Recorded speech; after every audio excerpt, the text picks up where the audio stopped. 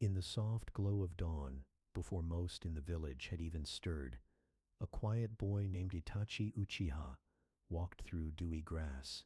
Even as a child there was a rare stillness about him, a calm beyond his years. He was the firstborn of Fugaku and Mikoto Uchiha, and from the moment he could walk, it seemed he carried an old soul in his small body. Each morning, Itachi would tiptoe out of the family home, while the air was cool and gentle, often finding a perch beneath a blossoming tree or along the banks of a shallow stream. He watched the world awaken in silence. The birdsong at sunrise, the soft rustle of leaves in the breeze, and the distant murmur of village life beginning anew. All of it fascinated him. In these moments, Itachi felt at peace, as though he were part of the very stillness that he cherished. But even in such a peaceful village, darkness had touched Itachi's life early. His early childhood was marked by violence and loss. When he was 4 years old, the Third Great Ninja War raged in distant lands, yet its casualties and sorrows found their way to Konoha. Walking with his father through the village one solemn afternoon, Itachi's wide, dark eyes took in sights no child should ever see. He saw weary medic nin carrying injured comrades on stretchers, faces etched with pain. He saw the pale, still forms of fallen shinobi lined beneath white sheets. The acrid smell of smoke and healing herbs lingered in the air. These sights sank deep into Itachi's heart. That night he could not sleep. Each time he closed his eyes, he saw flashes of sorrow, a weeping mother clutching a blood-stained forehead protector, a silent crowd gathered for a funeral under a dusky sky.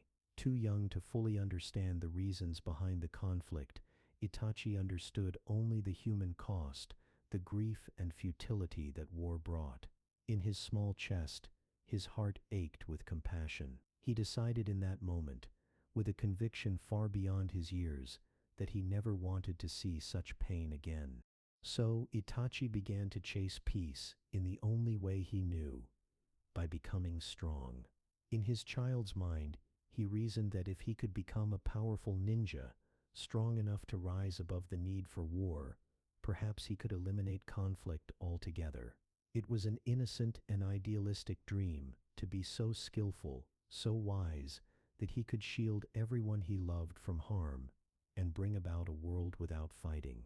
Each day, even as other children laughed and played games, Itachi trained. At first it was simple exercises, balancing on fence posts like the older academy students he'd seen, or throwing pebbles at tree trunks to mimic the shuriken his father sometimes let him handle under supervision. He would meditate by the stream, closing his eyes and listening to the quiet, trying to sense the presence of fish beneath the water's surface, or the birds hidden in the branches above. Through these self-taught moments, he was cultivating an awareness and control that few children his age could imagine.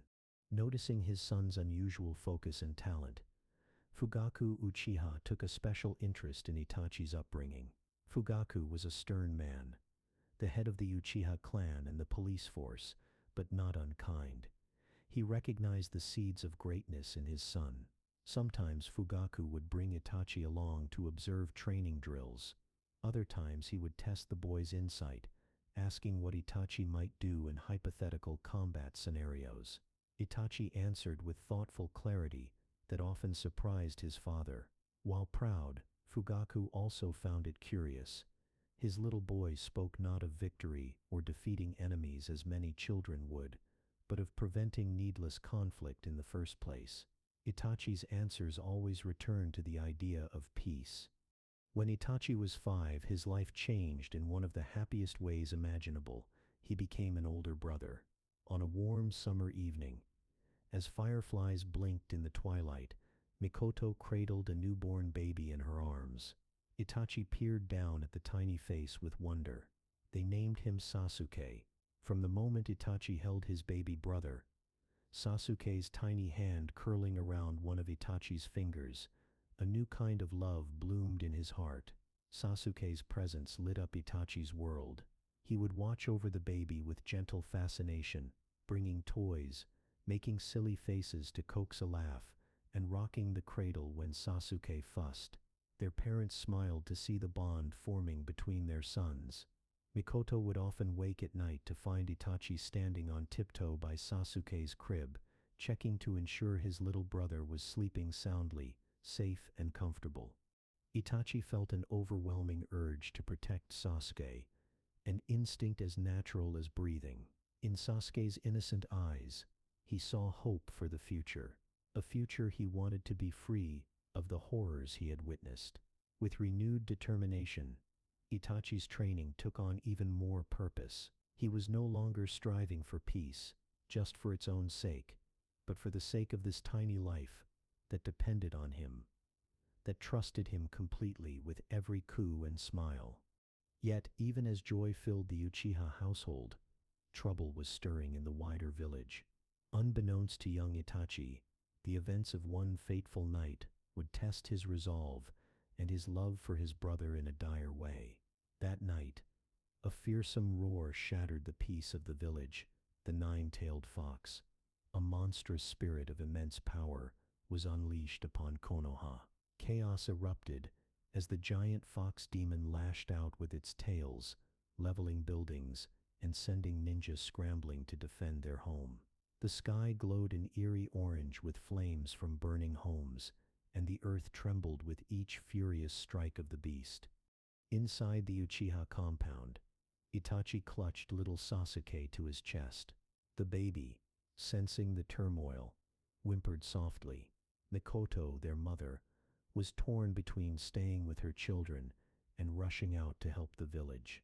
Fugaku, as head of the Uchiha clan, had already dashed into the night to organize the clan's part in the defense. The air was thick with the smell of smoke and the metallic tang of fear. A powerful tremor rocked the house as part of the roof collapsed from a distant shock wave.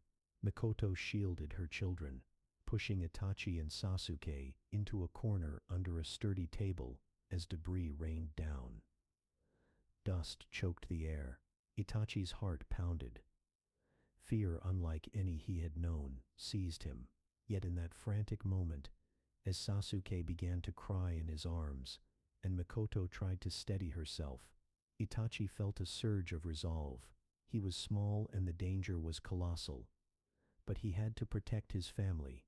Coughing through the dust, Itachi adjusted his hold on Sasuke and reached for his mother's hand. Through the haze, by the flickering light of a lantern that had miraculously remained lit, he could see determination in Mikoto's eyes mirroring his own. Together they needed to find safety.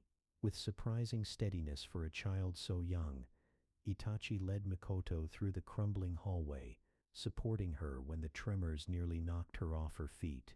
Sasuke's wails grew louder with fear.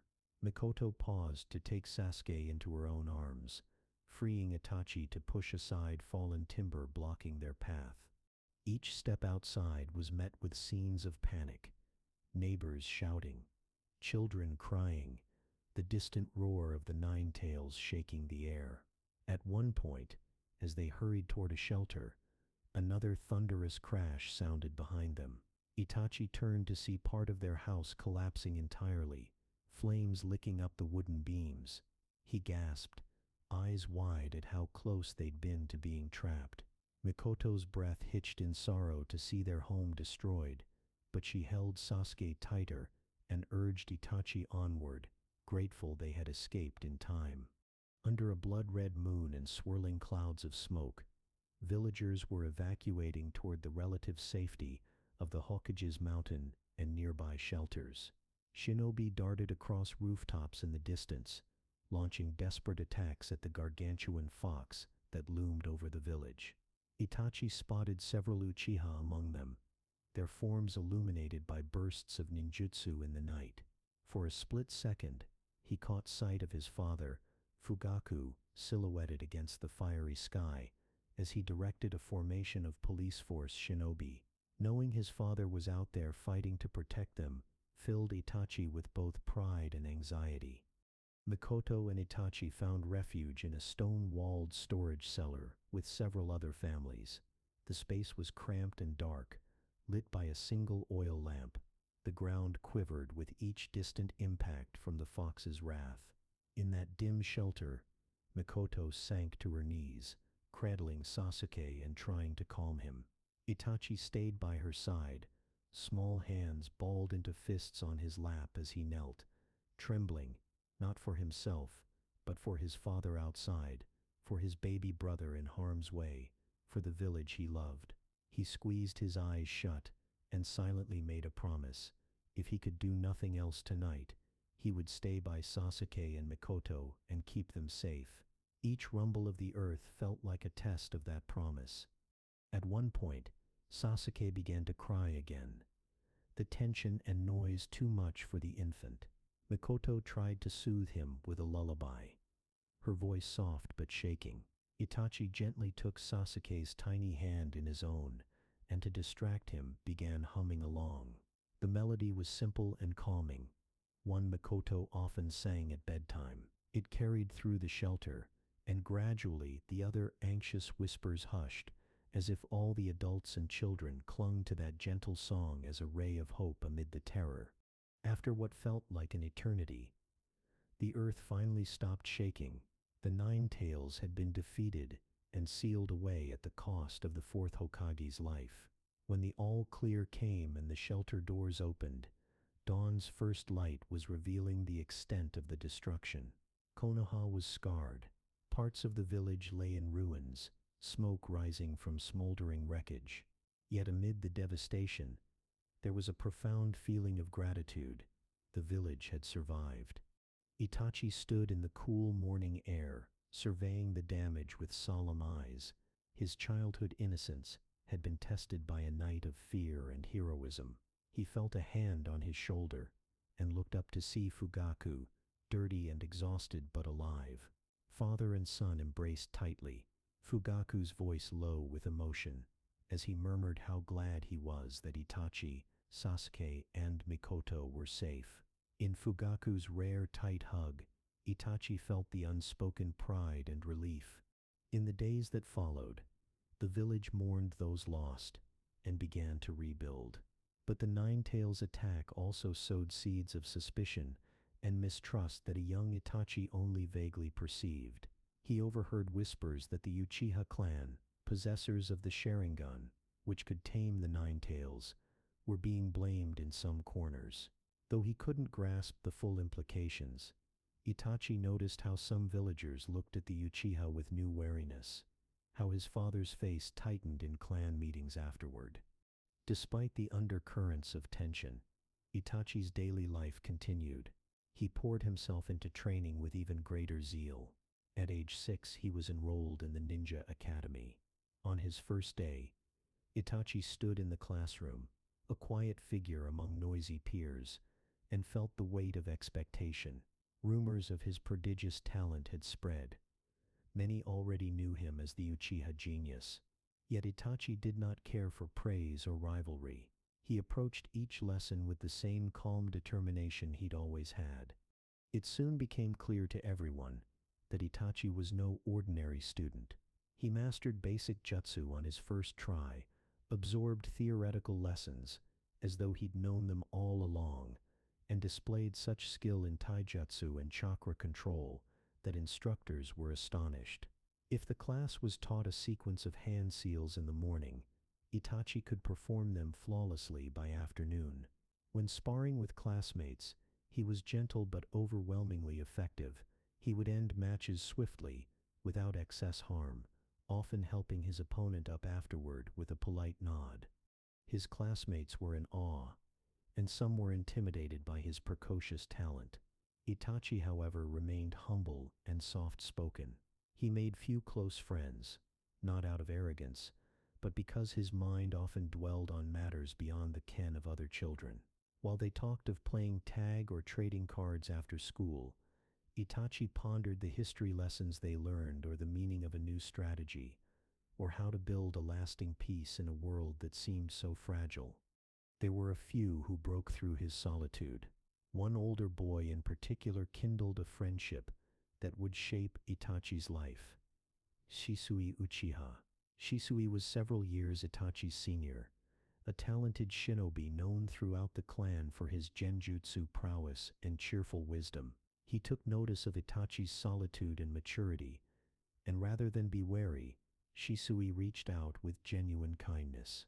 They began training together after academy hours, sparring by the river or practicing stealth among the woods. Those afternoons with Shisui became a bright spot in Itachi's youth. Shisui was like an elder brother, a mentor and a friend, all in one.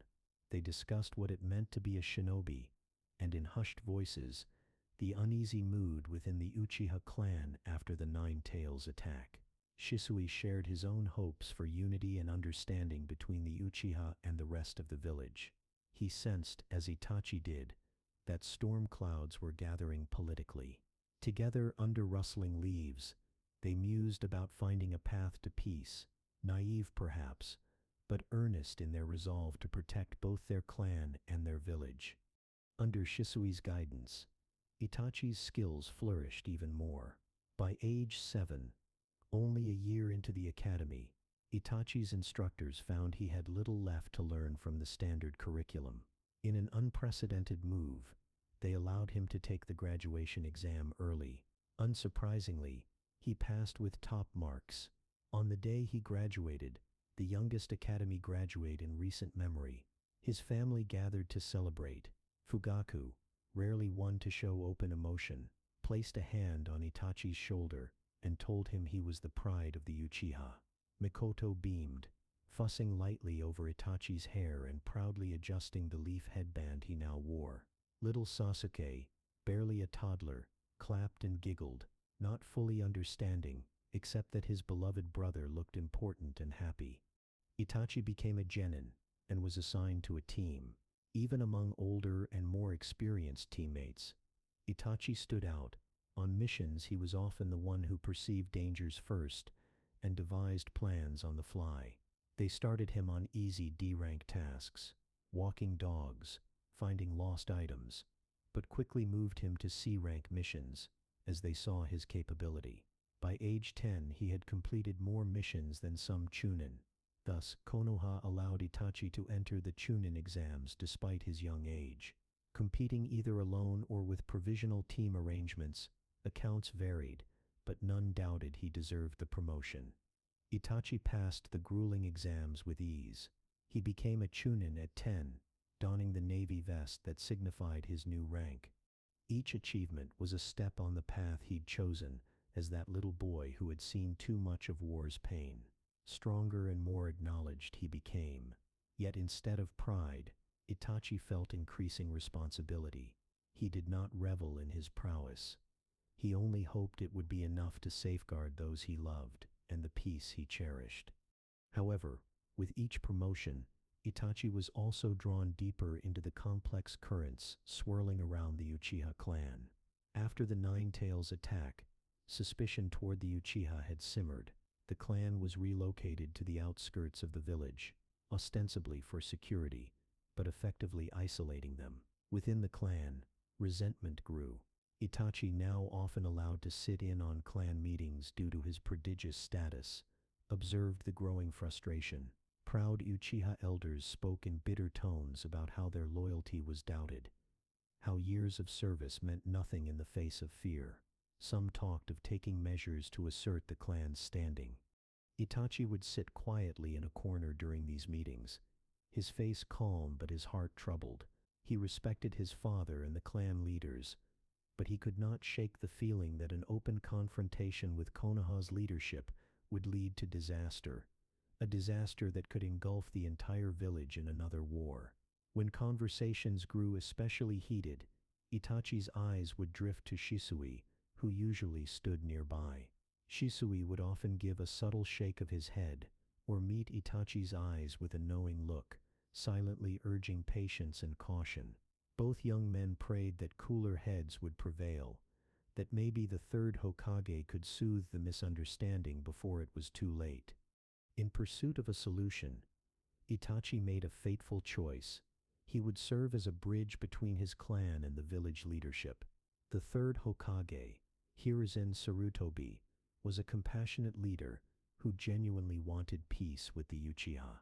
But there were others, like Danzo Shimura of the village's council, whose methods were ruthless and whose trust in the Uchiha was slim. They all took note of Itachi's remarkable talents and his loyalty. At age 11, Itachi was invited to join the Anbu Black Ops, making him the youngest ever to enter that shadowy service. Officially, it was said he became Anbu at 13 to avoid eyebrows raising at the true age, but in reality, he donned the porcelain mask of an Anbu operative at 11. As an Anbu, Itachi took on missions darker and more dangerous than any before. Shrouded in secrecy, he carried out covert operations, often under Danzo's directive, sometimes under the third Hokage's direct command. He saw the underbelly of the village's security, the tough calls, the morally gray choices that leaders made behind closed doors. Each mission weighed on him. Assassinations, surveillance, black ops maneuvers that never made the news. He executed them flawlessly, but each one left a new burden on his young soul.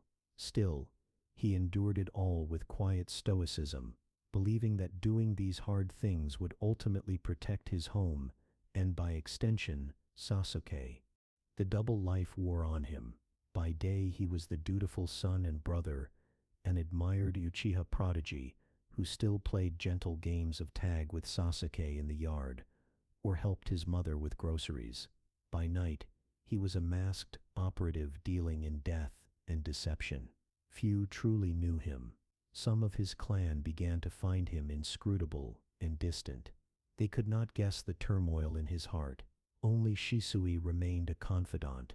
Late at night, along the riverbank under the moon, Shisui and Itachi talked in low, urgent whispers. Shisui confided that the Uchiha were on the verge of a coup d'état, a plan to overthrow the village leadership and claim power. It was a dire revelation, though not entirely unexpected, given the clan's grievances. The idea of his family initiating a civil war against Konoha shook Itachi to his core. He knew such a conflict would ravage the village and likely obliterate the Uchiha themselves once the dust settled, as other clans and villages might swoop in. Both Itachi and Shisui were desperate to avert disaster. Shisui devised a plan to use his unique genjutsu, Kotomatsukami, which could subtly implant ideas in someone's mind without them realizing, on the Uchiha clan leaders, to compel them to stand down from the coup. It was a plan born of hope, sacrificing a bit of free will to prevent a massacre. Itachi supported Shisui completely. It seemed the best path left toward peace.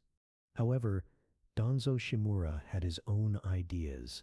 Fearful of the Uchiha's power and aware of Shisui's plan, Danzo moved to secure Shisui's all-powerful eyes for himself. One evening at the river, Danzo ambushed Shisui and forcibly took one of his Mangekyu Sharingan eyes. Gravely injured and cornered, Shisui made a heart-rending choice. He entrusted his remaining eye to Itachi, pressing it into Itachi's trembling hand, and with his final breaths, begged Itachi to protect the village and the honor of the Uchiha name. Then Shisui flung himself into the Naka River, ending his life so that Danzo could not steal the other eye. Itachi stood on the riverbank, water splashing at his ankles, utterly devastated, as Shisui's body vanished beneath the current. In that moment, as tears streamed down his face, his Sharingan evolved, spinning into the pinwheel pattern of the Mangekyu Sharingan, forged by the pain of losing someone truly dear. He had gained new power, but at terrible cost. Shisui's death was almost unbearable. Itachi returned home a changed person, more silent than ever, haunted by grief and guilt that he couldn't save his friend. The aftermath was grim. Some Uchiha suspected Itachi of foul play in Shisui's disappearance, further isolating him. Meanwhile, the deadline for the coup was drawing near, and hope for a peaceful solution was all but gone. The third Hokage still tried to negotiate, but trust between the sides had collapsed. It was then that Danzo approached Itachi with an ultimatum. Either support the Uchiha's rebellion and see not only the clan but Sasuke and countless villagers die in the ensuing war, or prevent the coup by eliminating the Uchiha leadership, in which case the village elders would allow Sasuke to be spared. It was an impossible choice, one that would have broken anyone's heart. For Itachi, however, the answer was clear the moment Sasuke's life was put on the scales. He could never be party to Sasuke's death. If sacrificing the clan and his own soul could save Sasuke and prevent a war, he would do it. In the nights before the coup's planned date, Itachi barely slept. He continued his missions and routine outwardly, but inside he was in turmoil. He knew what he had to do, yet the thought of raising his blade against his own kin made him feel physically ill. Still he steeled himself, reminding himself of the even greater bloodshed that would occur if the coup ignited a war. In quiet moments alone, tears would slip down his cheeks as he imagined the faces of his parents, of cousins and friends he grew up with, all of whom he might have to kill. He thought of Shisui's sacrifice and final words, and he firmed his resolve. If this terrible act could truly save the village and Sasuke, then he would shoulder that burden, living as a pariah for the rest of his life if need be. As part of his grim preparations, Itachi sought out the one person he believed could carry out the massacre with him and ensure it succeeded. The masked man lurking in the shadows, who claimed to be Madara Uchiha, in truth, Obito Uchiha. Though Itachi did not know his true identity for sure at the time, Itachi had noticed this masked stranger observing the village and had deduced his involvement in the Nine Tails attack years ago. He knew this man held a deep grudge against the Uchiha and possessed fearsome power. So one night, Itachi met with him in secret. They made a bargain. Itachi would allow the masked man to take revenge on the Uchiha for whatever grievance he held, on the condition that the man spare the village itself, and especially Sasuke. The masked man agreed. He likely saw it as an opportunity to eliminate the Uchiha, who had once abandoned him, and further his own mysterious ends. With this pact, the die was cast. The night of the Uchiha clan's downfall arrived quietly. There was no warning, no formal declaration of war, only silence, and then blood. Under the cover of darkness, the massacre began. Itachi moved like a silent wraith through the compound. With each step, his heart ached, and his resolve hardened in equal measure. The masked man struck from the shadows as well, a phantom of vengeance phasing through walls and cutting people down before they even knew he was there. Itachi engaged any Uchiha he came across, subduing them with a precision that belied the turmoil inside him. These were his clansmen, people he'd eaten with, trained with, some even children or elderly. Every time his sword found its mark, it felt as if he cut away a piece of his own heart. But he had to be efficient. If any alarm was raised too soon, the coup leaders might scatter, or worse, fight back and draw other villagers into battle. So Itachi forced himself onward, numbing his pain with duty.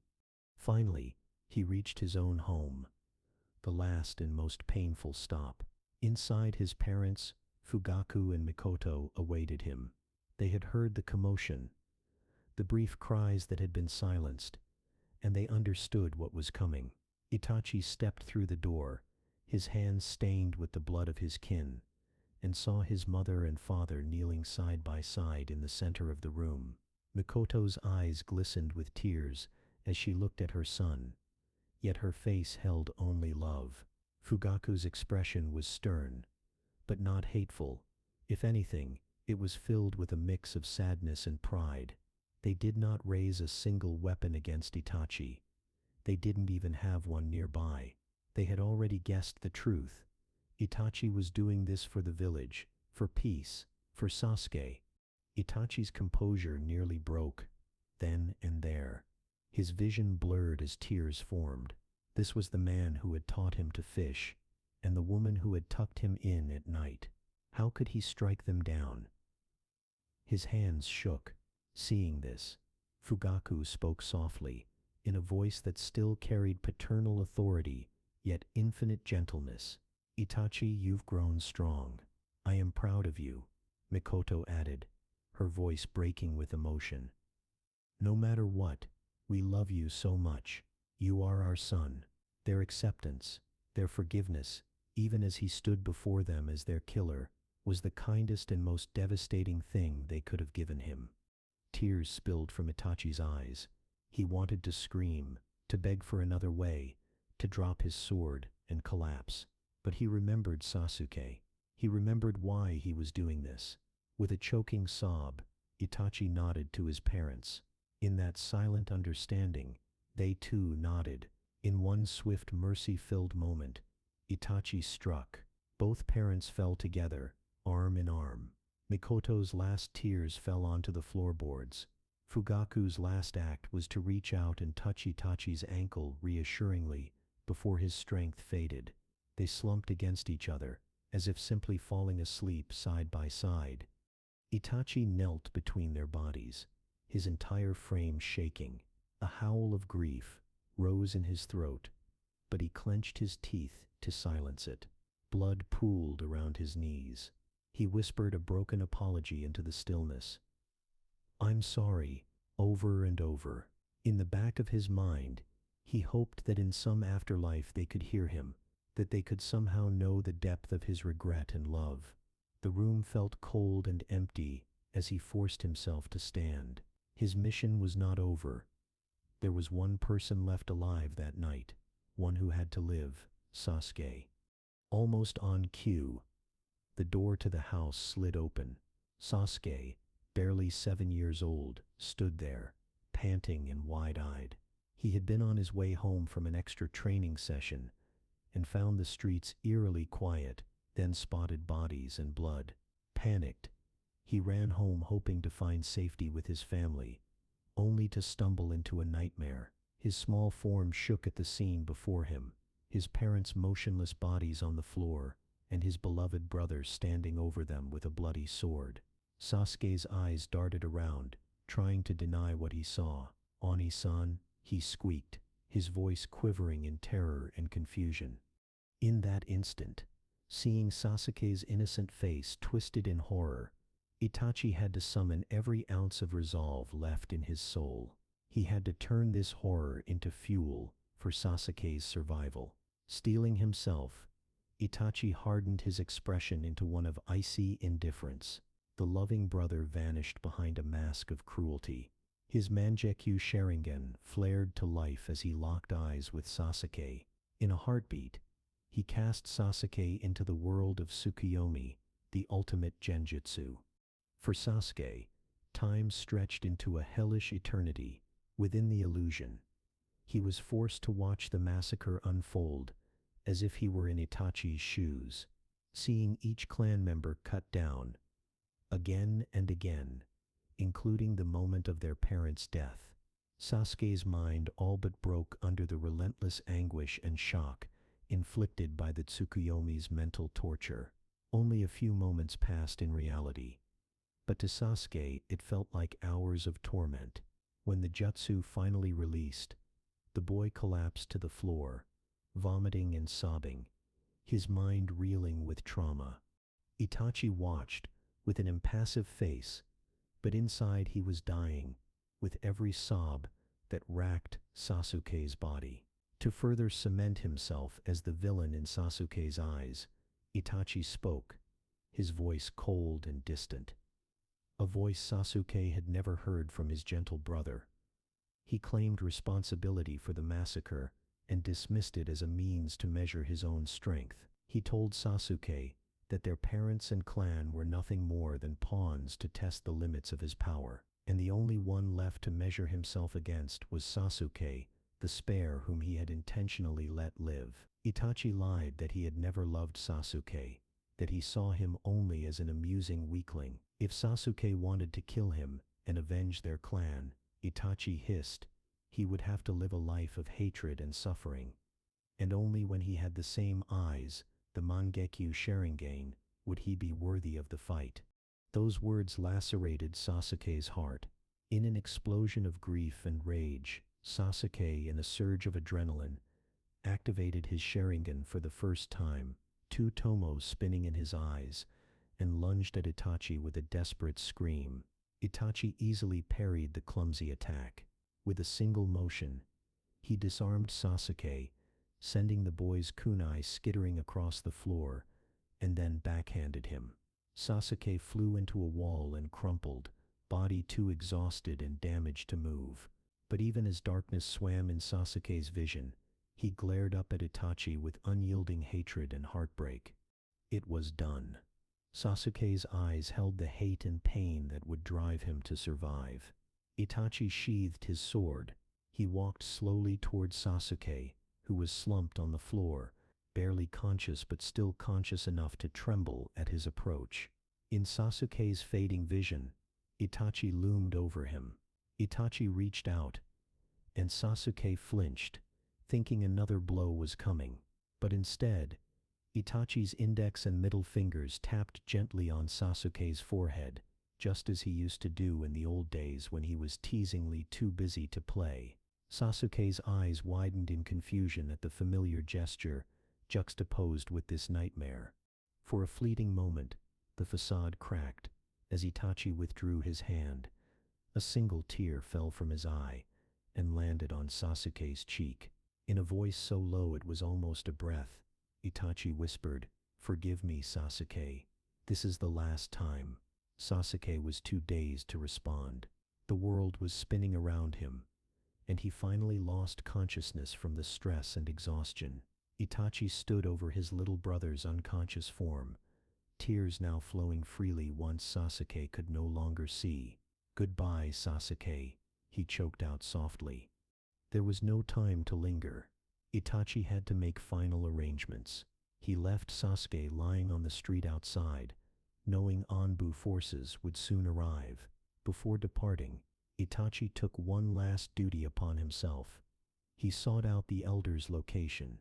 Using a shadow clone, transformed as a member of the Anbu's root faction, Itachi confronted Danzo and the Konoha Council in the shadows and delivered a final warning.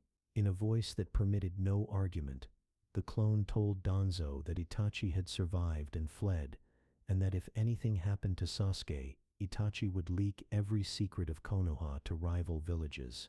This threat was a protective seal on Sasuke's future.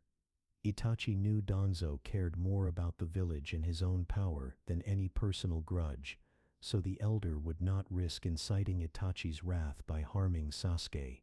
That done, Itachi went directly to the third Hokage himself.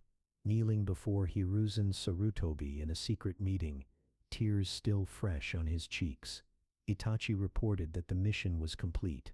The third Hokage's face was a mask of sorrow and horror. He had hoped desperately for a better outcome. Itachi asked, voice breaking, for Hiruzen to watch over Sasuke and keep his little brother safe and unaware of the truth. With a heavy heart, Hiruzen agreed, swearing to do everything in his power to protect Sasuke and give the boy a chance at a normal life. Hiruzen also promised that Itachi's terrible sacrifice would remain a secret. Publicly, Itachi would be branded a rogue and a murderer, so that the Uchiha clan's honor, what remained of it, would be less tarnished and the village's stability maintained. Before dawn, Itachi Uchiha vanished from the land of fire, marked as a criminal and a traitor. He paused once, at the village's gate, to look back at the silhouette of Konoha against the lightning sky. In that moment, he felt as though he'd left not just his home behind, but also a huge part of his soul. Everything he loved was either gone or could never be his again. With silent tears and a last whisper of farewell, he turned and disappeared into the forest. When the sun rose fully, the village hidden in the leaves awoke to an unspeakable tragedy. The prestigious Uchiha clan had been annihilated overnight. Sasuke was found unconscious but alive among the carnage. The sole survivor, traumatized and left with nothing but the hatred for the brother he believed, betrayed everyone. The name Itachi Uchiha became synonymous with treachery and cruelty in the hearts of villagers and Sasuke alike. Only a handful of people knew the truth of that night, and they would keep it hidden for years to come. Yet beyond the borders of the Land of Fire, in exile, walked a young man now burdened with the weight of that truth. At 13 years old, Itachi Uchiha had lost everything: his family, his home, his reputation, all willingly, in order to save his village from war and to spare Sasuke's life. He wandered through rain-drenched forests and across moonlit plains, carrying guilt and grief heavier than any backpack. But even in this darkest hour, he clung to one thing: the knowledge that Sasuke was alive. Itachi's bruised heart found solace in that single fact. Sasuke lived, and as long as that was true, the pain was bearable. Exile led Itachi to the shadows that would become his new life. The Akatsuki, this clandestine organization of rogue ninja, had members scattered across the lands in designs far beyond any single village. Itachi knew of Akatsuki by reputation, a gathering of S-class missing nin, dangerous and powerful. He also knew that joining them could serve two purposes: keep him alive as he waited for Sasuke to grow, and allow him to monitor threats to Konoha from the inside. Before long, two figures approached Itachi under a dusky sky: the masked man, posing as Madara, who had slaughtered the clan with him, and the Akatsuki's self-proclaimed leader, who called himself Pain. They welcomed Itachi into their ranks, giving him the signature black cloak, patterned with red clouds, a symbol of the organization's belief in the coming of a new, perhaps violent dawn that would end the world's pain. Itachi donned the cloak without protest. This was his life now, walking among killers and outcasts, all the while keeping his true intentions veiled. Despite the company of notorious criminals, Itachi remained much the same as he'd always been: calm, polite, and observant. To some of his new comrades, his quiet demeanor was an enigma. A few mistook it for weakness, until they witnessed him in action. On one early mission, Itachi was paired with a hulking rogue ninja named Zhu Biwa, a former Seven Swordsman of the Mist. Their task was bloody: an assassination in the Land of Water. Itachi completed his part with clinical precision, dispatching targets without so much as wrinkling his brow. Zhu, hardened and cynical, was impressed despite himself. Travels with Junzo taught Itachi more about the wider world's cruelties. They undertook dangerous jobs: espionage in hostile territory, retrieval of forbidden scrolls, elimination of warlords. Itachi executed each task flawlessly but dispassionately, as if on autopilot. In quiet moments by the campfire, Junzo would try to make conversation, sometimes commenting that Itachi didn't seem the monster the bingo books painted him to be. Itachi would usually stay silent or offer a bland statement. He had no desire to bond deeply. His heart was too sore and too focused on Sasuke and Konoha to make room for friendship. Still, Junzo's rough camaraderie was the closest thing to companionship Itachi allowed himself during those early years with Akatsuki. On one mission, Junzo and Itachi were ambushed in the Mist Village. They battled none other than the fourth Mizukage, Yagura, who was a perfect host to the Three-Tails beast. Yagura's power was tremendous. In the fierce fight, Junzo was mortally wounded, protecting Itachi from a massive water jutsu. With his partner dying and the enemy closing in, Itachi unleashed the full force of his Mangekyo Sharingan. Black flames, Amaterasu, roared from Itachi's eyes, consuming Yagura's giant turtle-like Biju form, forcing the Mizukage's retreat to save himself. The battle ended with the ambushers driven off, but Junzo died in Itachi's arms under a cold rain, a strange look of peace on the older ninja's face as he passed. Itachi closed Junzo's eyes gently. Another comrade lost, another weight on his heart. He quietly apologized to Junzo's lifeless form for dragging him into a conflict with a Jinchuriki, and shouldered the man's massive executioner blade to return it to Akatsuki headquarters as proof of mission end. Janzo's death was a grim reminder that anyone around Itachi could become a casualty of the burdens he carried. It reinforced his instinct to keep others at a distance. After Ju's death, the Akatsuki paired Itachi with a new partner, Kisame Hoshigaki, the notorious monster of the hidden mist. Kisame was a shark-like man who carried a living sword named Samehada that devoured chakra. At first glance, Kisame's brash bloodthirst and Itachi's measured calm seemed like water and oil. Yet, as they traveled together, an odd understanding formed between them. Kisame respected strength and honesty, and Itachi possessed both without arrogance. During long journeys, Kisame would speak of his disillusionment with the Mist Village, of betrayals he'd faced. In turn, Itachi listened quietly and occasionally offered a perspective that surprised Kisame with its depth. Over time, Kisame became perhaps the closest thing to a friend Itachi had left. There was a kind of trust. Each knew the other wouldn't stab them in the back, which in the Akatsuki was a rare assurance.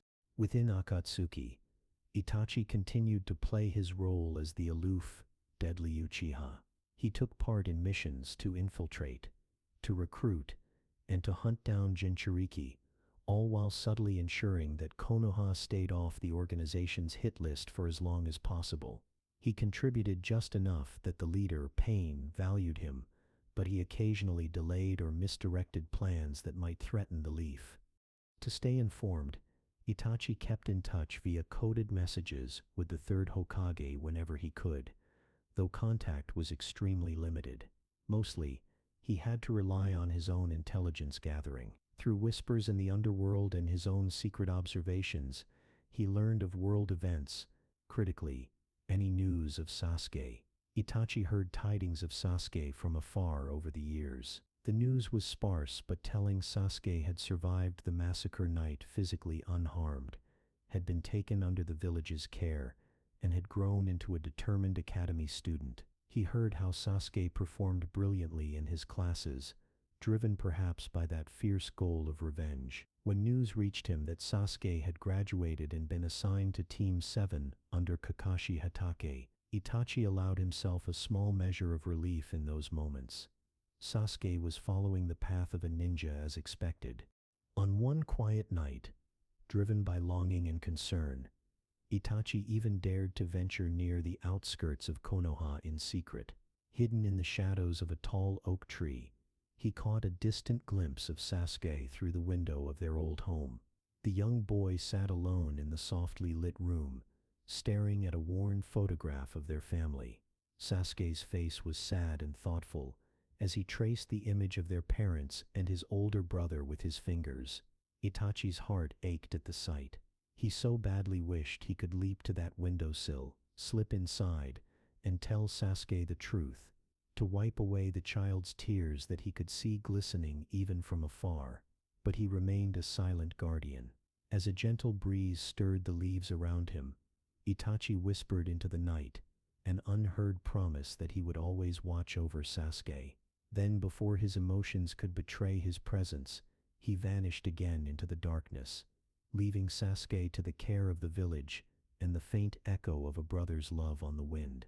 But such moments of solace were fleeting.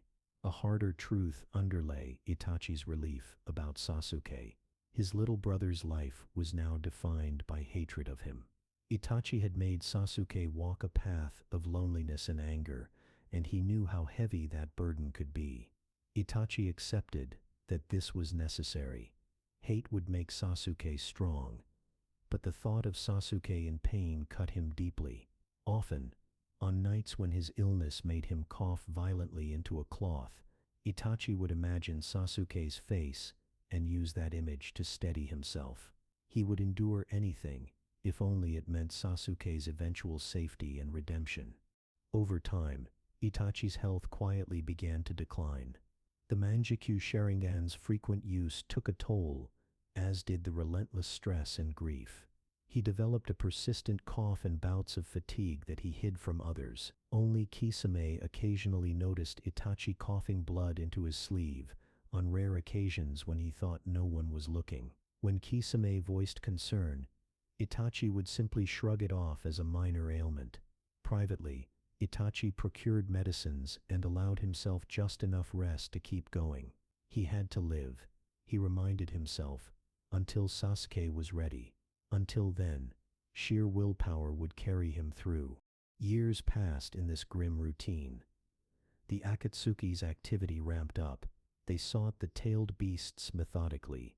Itachi participated in high-level operations, helping to recruit Deidara by effortlessly countering the explosive artist's moves and forcing him into submission, which earned Itachi Deidara's lasting grudge, and dealing with the traitor Orochimaru. Orochimaru, who had fled the Akatsuki after failing to steal Itachi's body for his own, still lusted for the Sharingan. When Orochimaru dared to attack Itachi in one encounter, seeking a chance to possess him, Itachi swiftly disabled him with a binding genjutsu and severed Orochimaru's hand, forcing the snake to retreat once again. Itachi's prowess kept even the worst of Akatsuki in check. No one attempted to cross him after Orochimaru's humbling. All the while, Itachi's mind was ever on Konoha and Sasuke. He would get snippets of information about the Leaf Village, the Chunin exams, where Sasuke first faced the horrors of battle in the Forest of Death, or the clash with Gaara of the Sand. Itachi could only pray Sasuke would remain safe through those trials and grow stronger. Then came news that made Itachi's blood run cold. Orochimaru had lured Sasuke away from Konoha. The very man Itachi feared would corrupt or harm Sasuke had sunk his fangs into him. Sasuke, driven by the desperation to gain power to kill Itachi, left willingly to train under Orochimaru's dark tutelage. Itachi clenched his fists at the irony. He had wanted Sasuke to seek power, but not by that route. Still, he reassured himself that Orochimaru wouldn't kill Sasuke. Orochimaru needed Sasuke's body as a vessel. Sasuke would be in danger eventually, but not immediately. Not long after, news filtered through that Sasuke had done the unexpected. After 2.5 years, Sasuke turned on Orochimaru and killed him. Or so it was believed. In truth, Orochimaru survived in a diminished form, but that wasn't known widely. Sasuke had grown strong enough to defeat one of the Sannin. Itachi felt a bittersweet pride and relief on hearing this. His little brother was now powerful indeed, perhaps powerful enough to challenge him, and Itachi's own time was running out. His illness worsened steadily. He knew if he waited too long he'd die of sickness before Sasuke got his chance, cheating Sasuke of the resolution he needed. Itachi would not allow that. And so, Itachi set the stage for their final meeting. By this point, the Akatsuki had made significant moves. They had captured several tailed beasts, and Konoha was on guard. After the death of the third Hokage during an invasion by Orochimaru, the delicate peace that protected Sasuke within Konoha was more tenuous. Itachi himself had made a brief return to Konoha, not long after the third's death, ostensibly to hunt the Nine-Tails Jinchuriki, Naruto, as part of Akatsuki's plan, but truthfully also to send a warning that he was still alive and watching. During that short visit, he had encountered Kakashi and even Sasuke, who tried to fight him and was mercilessly beaten down, an encounter that further stoked Sasuke's fires of hate. Itachi hated having to hurt Sasuke again then, twisting the knife by repeating the Tsukuyomi trauma on him. But he needed the village to see his threat and keep Sasuke out of Danzo's reach. After reminding the Konoha elders that he existed and Sasuke was hands-off, Itachi had withdrawn again. Now, as Sasuke actively hunted him down, Itachi made his own plans. He had one more thing to do.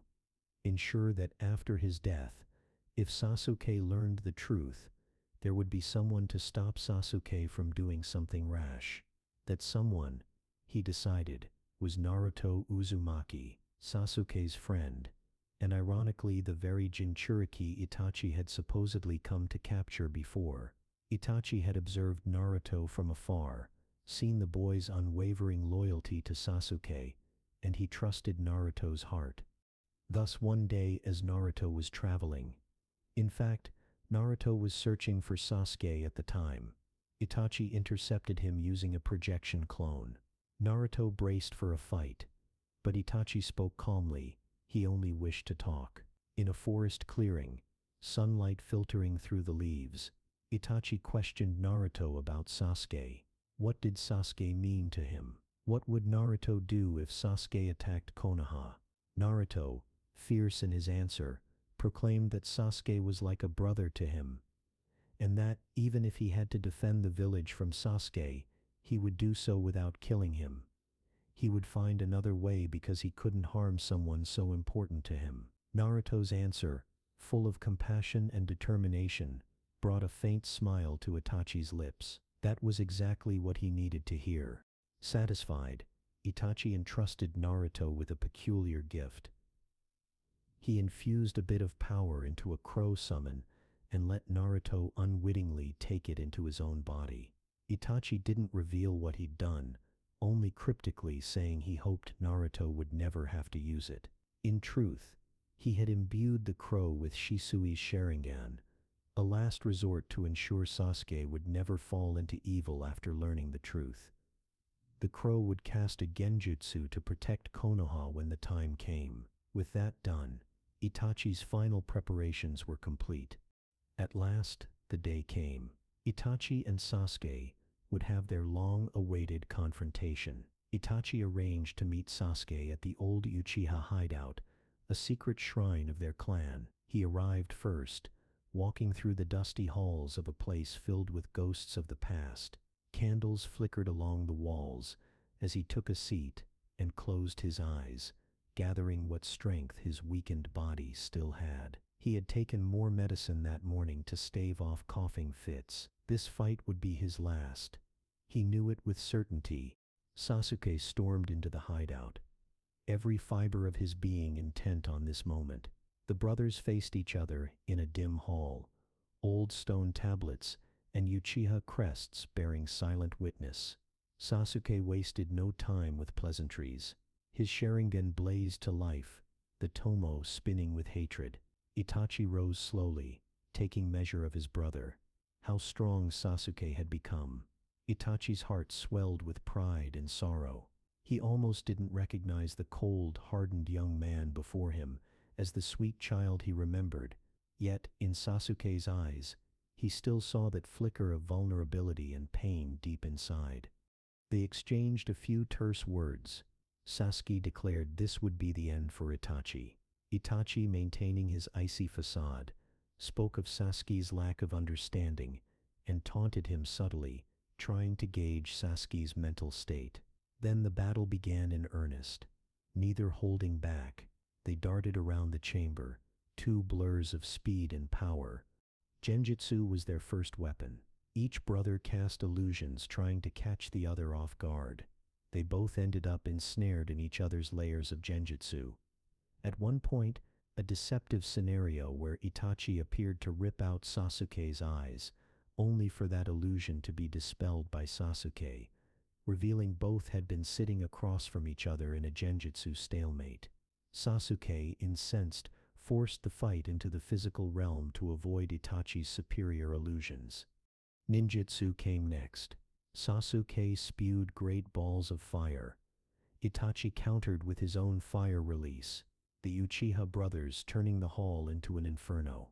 The heat was intense, the air thick with smoke and embers. Sasuke's months of preparation with Orochimaru had gifted him an arsenal of tricks, shuriken techniques and lightning chakra flow. He unleashed them all. Itachi defended or evaded nearly everything with uncanny grace, though with each passing minute he felt his vision blur slightly at the edges and a burning in his lungs. Itachi was holding back just enough to let Sasuke exhaust his repertoire. This battle wasn't meant to kill Sasuke. It was meant to draw out Orochimaru's influence and allow Sasuke to believe he triumphed at the end. So Itachi allowed the fight to escalate to its peak. Sasuke, panting and running low on chakra, decided to use his trump card, a technique of incredible power he had devised with Orochimaru's training. Storm clouds gathered above the shattered ceiling of the shrine as Sasuke prepared Kirin, a jutsu that shaped lightning itself into a dragon. Itachi looked up at the heavens as the very sky roared. In that moment he thought of all the storms he had weathered in life, and how fitting that his death might come by a literal bolt from the blue delivered by his brother. He smiled softly, unseen by Sasuke. With a primal yell, Sasuke brought the lightning down. A blinding flash and an earth-shaking boom followed. The hideout was obliterated by the blast of Kirin, stonework vaporized, the roof blown apart entirely. For a moment, Sasuke thought he had done it. The mighty jutsu had scorched everything in its radius. But as the dust cleared, his hope turned to dismay. There stood Itachi, encased in a translucent ribcage of chakra that expanded into a humanoid giant around him. Itachi had unleashed his own last resort, Susanoo, the spectral guardian born of the Mangeku's power. The orange-red apparition towered protectively around Itachi, holding a mirror-like shield and a gleaming ethereal sword. Kirin had struck the Yata mirror and been nullified completely. Sasuke's eyes widened in disbelief and frustration. He had poured all his chakra into that attack. Now, in desperation, he drew on the cursed seal Orochimaru had placed on him, a final well of power.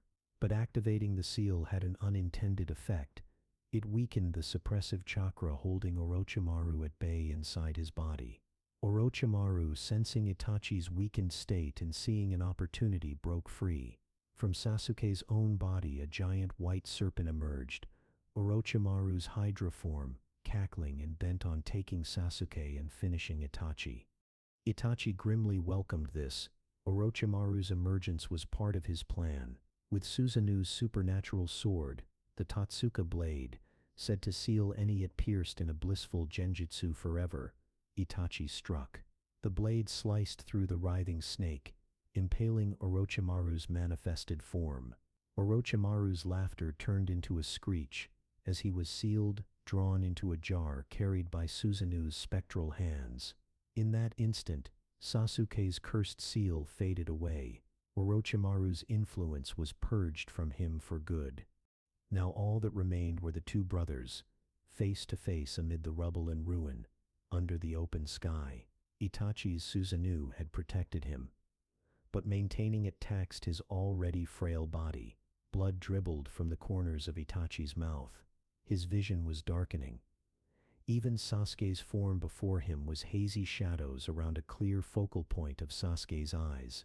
Sasuke was utterly spent, barely able to stand, chakra nearly depleted. Yet he fixed Itachi with a look of undiminished defiance, still ready to keep fighting with sheer will. Itachi coughed, tasting iron in his mouth. With slow steps, he began walking toward Sasuke. Susanoo, no longer needed, faded from around him as his Mangekyou power reached its limit. Sasuke stumbled back, every instinct telling him to flee, but he had no energy left to even run. He could only watch, ragged breath by ragged breath, as Itachi came closer. The tension of years hung between them in those last few feet. Sasuke remembered every cold word, every cruel act of Itachi's that haunted him. And yet, something was off. The way Itachi staggered, the blood on his face, the strangely gentle expression creeping into his eyes, despite the horror of what was to come. Sasuke pressed himself against a cracked wall. His heart thundered. This was it. Itachi halted in front of Sasuke. The older brother's face was inches from the younger's. Sasuke could see Itachi's eyes, the Mangekyu no longer active, now just the familiar dark eyes of his brother. And they were soft. Sasuke's mind raced. Why isn't he taking my eyes? Why is he? Itachi slowly raised a hand toward Sasuke's face. Sasuke flinched, bracing for agony. But Itachi didn't harm him. Instead, with those same two fingers, he poked Sasuke's forehead. The gesture was achingly familiar, and Sasuke's mind flashed back to childhood days, confusion mixing with shock. Itachi's hand then dropped. A faint, loving smile played on his lips. "Forgive me, Sasuke," he whispered, so softly it was almost lost in the sound of the rain beginning to fall. "There won't be a next time." Sasuke's eyes widened. He couldn't comprehend this tone, those words. They didn't align with the murderous brother he hated. Before Sasuke could speak, Itachi's knees buckled. With a last burst of strength, Itachi leaned forward and pulled Sasuke into a sort of hug as he fell against him, then slid down to the ground. Sasuke, utterly bewildered, found himself supporting Itachi's collapsing form. Itachi slumped on his back, his breathing shallow, his gaze fixed on the sky. Thunder rumbled in the distance, and cool rain began to fall on his face. His vision was nearly gone. All he could see was the vague outline of Sasuke leaning over him and the gray of the sky beyond. "This is the end," Itachi thought. "Sasuke, you're safe now. You're free." A surge of relief and bittersweet happiness filled him. He had managed to keep going long enough for Sasuke to become strong. Sasuke had won their battle, at least in Sasuke's eyes, and would be seen as the avenger of the clan. With the last reserves of life, Itachi reached up, barely managing to brush his fingers against Sasuke's forehead one more time, as if to say one final goodbye in their special way. But this time, instead of a poke, his whole hand rested for a moment, almost a caress, before it dropped lifelessly. Itachi's eyes, those kind eyes that used to watch over Sasuke, closed. His chest rose one last time as he mustered a final word. "Sorry, Sasuke, I will always love you." The words were so faint that Sasuke wasn't sure if he heard them or just imagined them between the raindrops. Itachi Uchiha died with a peaceful expression, a gentle curve to his lips, as if he was content. He had achieved what he set out to do. He had given Sasuke the tools to grow and the impetus to live. In death he hoped to become the villain that Sasuke could take down, so that Sasuke might be seen as a hero. Sasuke sat back, gasping for breath, the rain masking the tears on his cheeks. He didn't understand what had just happened. Victory felt empty. There was no triumph here, only confusion and a hollow pain. As the adrenaline drained away, Sasuke's vision blurred, and he too lost consciousness beside Itachi's still body. Not far away, a new presence entered the scene. Tobi, the masked man. He had been watching from the shadows to ensure his own interests were met. Now that Itachi was dead and Sasuke incapacitated, Tobi saw his chance. He approached cautiously, knowing Itachi's cunning. He suspected a trap, and indeed as he tried to get near Sasuke, Sasuke's eyes, now bearing Itachi's implanted Amaterasu trigger, flared. Black flames ignited and engulfed Tobi's mask. Tobi cursed and used his space-time jutsu to avoid permanent harm, extinguishing the Amaterasu. "Itachi, even in death you protect your brother," he mused in grudging respect. Once he ensured no further traps remained, Tobi lifted Sasuke's unconscious form and carried him away. Itachi's body was left behind in the rain-soaked ruin of the Uchiha shrine, the droplets washing away the blood and tears on his face. In that moment, there was a strange serenity to his corpse, as though he were simply resting after a long, hard day. Sasuke awoke in darkness, lying in a sheltered cavern, lit by a small fire. He was disoriented and weak. Slowly, memory returned. The battle with Itachi, Itachi's mysterious final actions. Sasuke's heart clenched. Before he could fully process it, Tobi, still masked, began speaking from the shadows. He offered to tell Sasuke the truth about Itachi's life. Sasuke, remembering Itachi's tearful smile and final words, felt a jolt of both anger and desperate curiosity. At first he refused to listen to this stranger, but Tobi persisted gently, telling Sasuke that he needed to know what Itachi had done, and why. And so, by the flickering firelight, Sasuke heard a story that shattered his soul. Toby revealed the secret history. Itachi's mission to prevent the Uchiha coup, his coerced role in killing the clan, the heartbreaking choice forced upon him to save Sasuke and the village. Sasuke's eyes widened in shock and denial. This had to be a lie. Itachi was the villain, wasn't he? But piece by piece, the puzzle clicked together. The timing of the massacre, Itachi's inexplicable behaviors, even his final words and that gentle forehead poke, all pointed to one truth. Itachi had never been the monster Sasuke believed him to be. He had been a hero, a brother who sacrificed everything. Sasuke's mind reeled. He remembered Itachi's last smile, the apology, the way he had died without seizing Sasuke's eyes as he allegedly wanted. Realization and regret crashed over Sasuke like a tidal wave. He broke down. For the first time since that night so many years ago, Sasuke truly cried. They were harsh, gut-wrenching sobs. He covered his face with his hands, the tears of a lost little boy escaping from the hardened shinobi he had become. "Ni-san," he gasped between sobs. Why didn't you tell me?"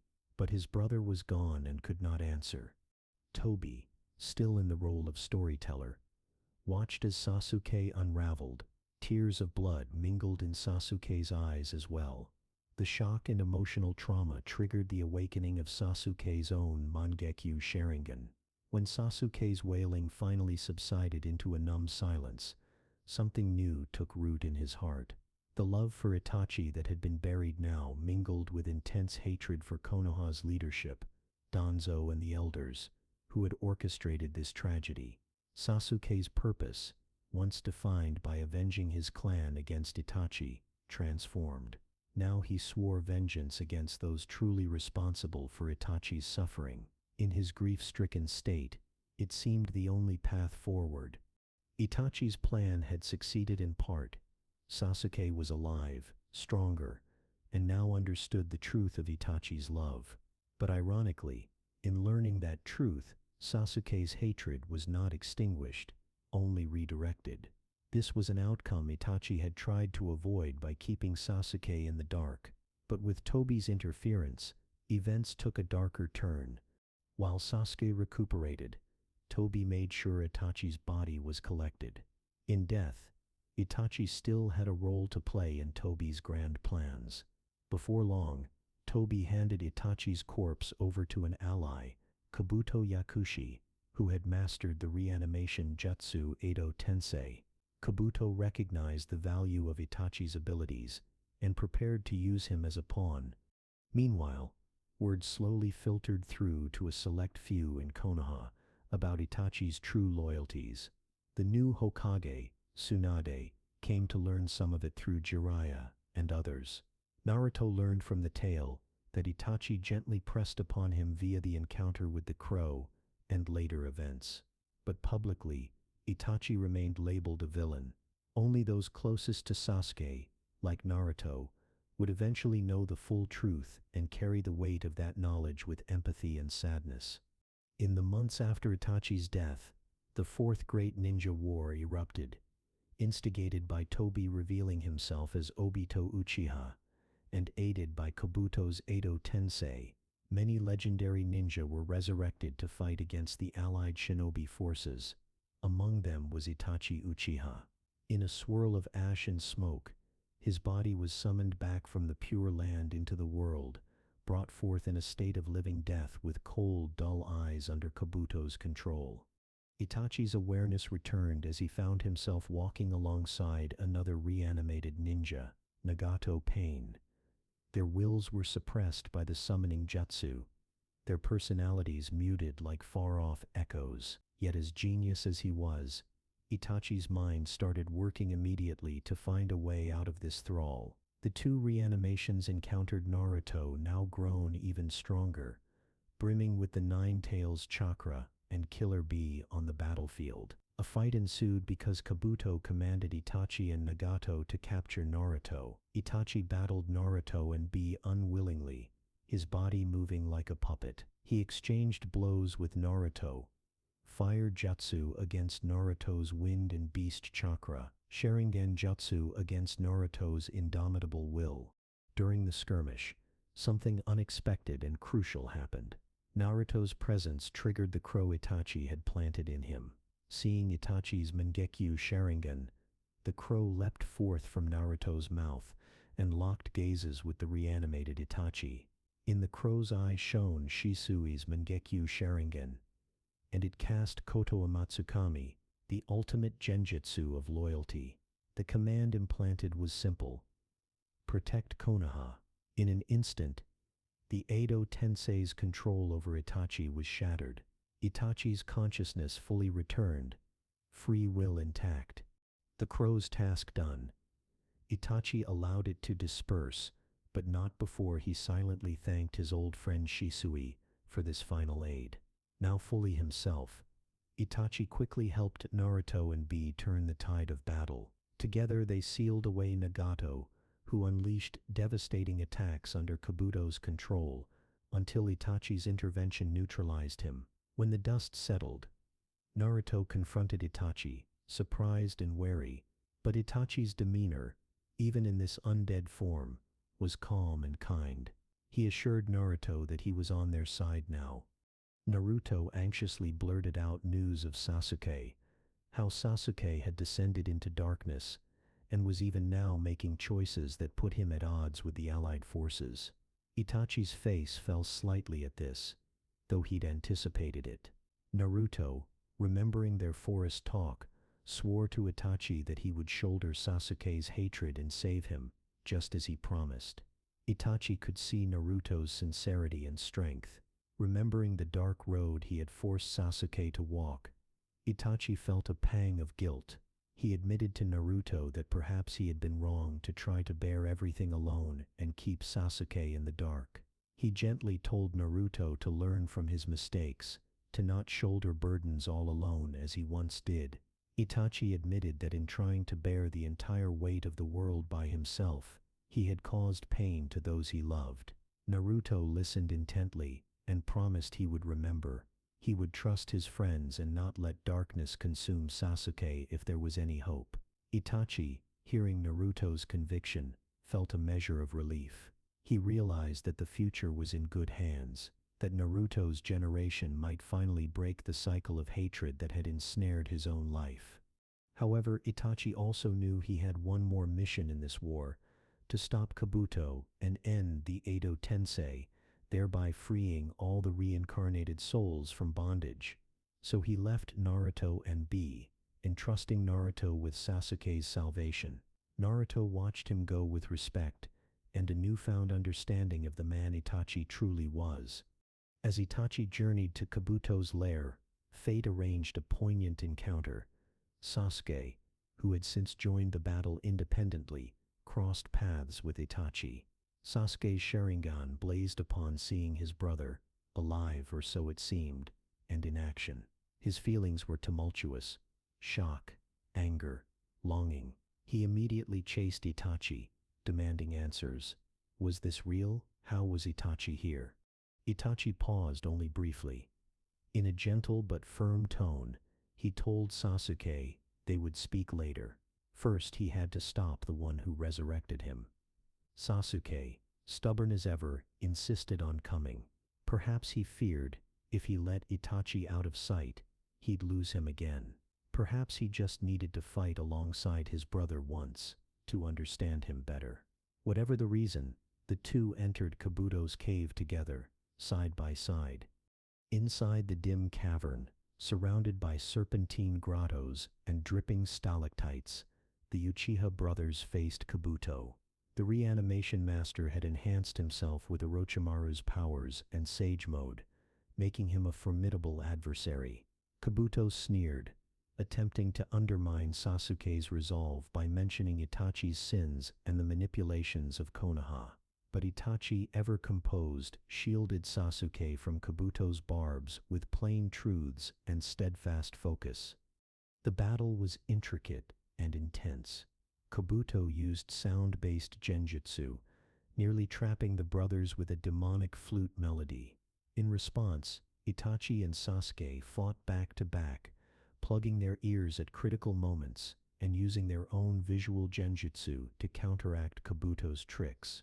At one point, Kabuto managed to blind Itachi temporarily by reflecting light off his snake scales, and in that moment struck at Sasuke with a lethal intent. Itachi threw himself in front of the blow, taking a wound to protect Sasuke, an act that shocked Sasuke, who had never seen so clearly Itachi's willingness to sacrifice himself for his little brother. Working together, they gradually pushed Kabuto into a corner. But Kabuto's Sage Mode made him nearly invincible and extremely hard to kill without actually taking his life, which would leave the Edo Tensei active. Itachi realized brute force wouldn't win the day. Instead, he prepared to use Izanami, a forbidden Uchiha technique. As the fight raged, Itachi intentionally repeated certain maneuvers and experiences, essentially recording a loop of sensations and events. When the conditions were met, Itachi activated Izanami, sacrificing the light of one sharing an eye to trap Kabuto in an endless loop of his own making. Suddenly, Kabuto found himself reliving a small sequence of the fight, over and over, unable to change the outcome. The cave went quiet as Kabuto's physical body stood there, eyes glazed, caught in the genjutsu. Itachi approached him calmly and performed the necessary seals to end the Edo Tensei. He had Kabuto, under the illusion's influence, undo the technique. All across the battlefields of the war, reanimated shinobi began to crumble into ashes and return to the pure world. Itachi felt the pull on his own soul. A glowing light began emanating from his body. It was time to depart again. Sasuke, seeing this, panicked. "No, not again, Itachi," he cried, stepping toward his brother. Sasuke's heart clenched. He had just gotten this chance to fight alongside Itachi, to begin to understand him, and now fate was ripping Itachi away once more. Itachi turned to Sasuke, his one remaining Sharingan eye, black and endless, gazed at Sasuke with so much love and sadness. Sasuke had 1,000 questions, 1,000 things he still wanted to say. "Why didn't you tell me? How could you bear it? What am I supposed to do now?" But all that came out was a desperate, "I know now, Itachi. I know everything." Words failed him as tears welled up. Itachi, still half corporeal and half bathed in ethereal light, stepped closer to Sasuke. He could feel his consciousness beginning to fade from this plane. There was not much time. Gently, Itachi spoke. He acknowledged that all Sasuke had heard about the truth was correct. He admitted to everything, with no more lies. Sasuke's eyes brimmed with tears as he listened to the brother he had hated, confess the love that had guided every step. Itachi expressed that he never wanted Sasuke to carry the burden of the past. He wanted Sasuke to choose his own path forward, unbound by revenge. Sasuke's tears spilled over, remorse and love flooded him. Itachi then did something that surprised Sasuke deeply. Using his Sharingan, in these last moments, he transferred his own memories directly into Sasuke's mind. A torrent of truth straight from Itachi's perspective. Sasuke saw flashes. Itachi crying the night of the massacre, pleading internally for forgiveness as he stood over their parents. Young Itachi in Anbu uniform, silently weeping in the darkness after missions. Itachi watching a far-off silhouette of Sasuke training, a ghost of a smile on his lips. These intimate memories filled Sasuke with understanding. Tears streamed freely down Sasuke's face now. "Brother, I'm so sorry," he managed to choke out. Itachi gave a small smile, and instead of poking Sasuke's forehead with 2 fingers, he placed his whole palm on Sasuke's head, then moved forward to touch his own forehead to Sasuke's, a loving head bump. Itachi's voice was tender and clear. "I will love you always, Sasuke. Whatever you do from here, Know that.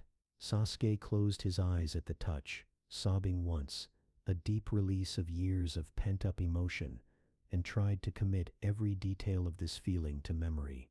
By the time he opened his eyes, Itachi's body was breaking apart into pure white light. Sasuke could only watch, throat tight and silent, as his brother, the real Itachi, no longer wearing masks or hiding truths, vanished into the air, like a million fireflies drifting upward. The cave fell silent, but for the drip of water. Sasuke stood there for a long moment, tears drying on his cheeks, feeling more alone than he ever had, and yet strangely, not alone at all. He felt Itachi's love still with him, like an invisible cloak around his shoulders. Outside, the war continued raging, but Sasuke had changed. The truth in Itachi's parting words had wiped the slate of his heart clean in some ways. He still smoldered with anger at the village's leadership, but he also finally understood Itachi's perspective. In time, this would lead Sasuke to ally with the village, if only temporarily, to stop the greater threat, and eventually to choose a path that sought to protect what Itachi cared for, albeit through his own methods. With the war won and peace returning, Itachi's hopes were ultimately fulfilled. Konoha stood, Sasuke lived. Only a handful of people knew the full measure of Itachi's sacrifice. To the world at large, Itachi Uchiha remained a notorious criminal in the bingo book. But to those who knew the truth, he was one of the most noble shinobi who ever lived. After the war, Sasuke took time to travel and reflect. Before facing his own future, he made one important stop, a quiet visit to the rebuilt Nakano Shrine in the old Uchiha district. There, under the fading evening light, Sasuke lit incense in front of the engraved names of his family. He knelt and spoke softly into the still air, telling Itachi about everything that had happened, almost as if writing a long overdue letter. There was sorrow in his voice, but also gratitude.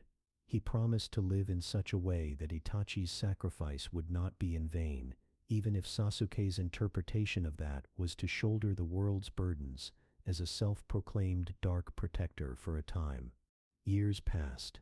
Sasuke eventually returned to Konoha for good, seeking redemption and a new purpose. He married and had a daughter, Sarada, to whom he passed on the loving gesture of a forehead poke, a gentle boop accompanied by, "Maybe next time," just as Itachi had done to him. Whenever Sasuke did that, he would smile a little and think of Itachi, wondering if somewhere, somehow, his brother could see that his gesture of affection lived on.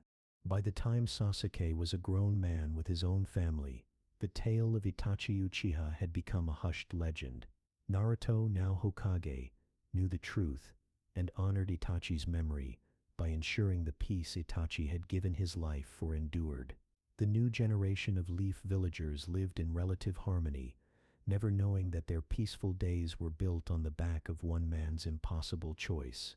Late at night, when the village is quiet and the moon bathes the streets in silver light, some say there is a gentle presence that lingers in the Uchiha compound ruins, as if the spirits of that proud clan still watch over the place they called home. Among them, one spirit in particular is often imagined, a tall young man with kind eyes, sitting on a rooftop or under a tree as he loved to do, gazing at the village he protected until his last breath. His silhouette is peaceful, no longer bearing any burden or sorrow. If a breeze rustles the leaves just right, one might even fancy they hear a soft whisper, "Sasuke," carried on the wind, full of love. Perhaps, somewhere beyond the veil of the living world, Itachi truly found the reunion he longed for, a place where his parents embraced him proudly, where Shisui greeted him like the dear friend he was, and where no more secrets had to divide them. Perhaps as his soul drifted into the beyond, Itachi found himself on a sunlit riverbank, much like the Naka River of home. There, under a clear blue sky, familiar figures waited for him.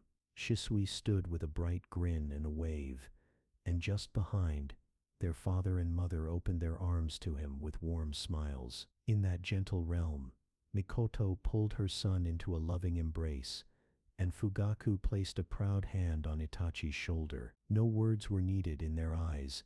Itachi saw understanding and unconditional love. The burdens he had carried evaporated like morning mist. Itachi knew at last that he could rest without regret, reunited with those he had missed for so long.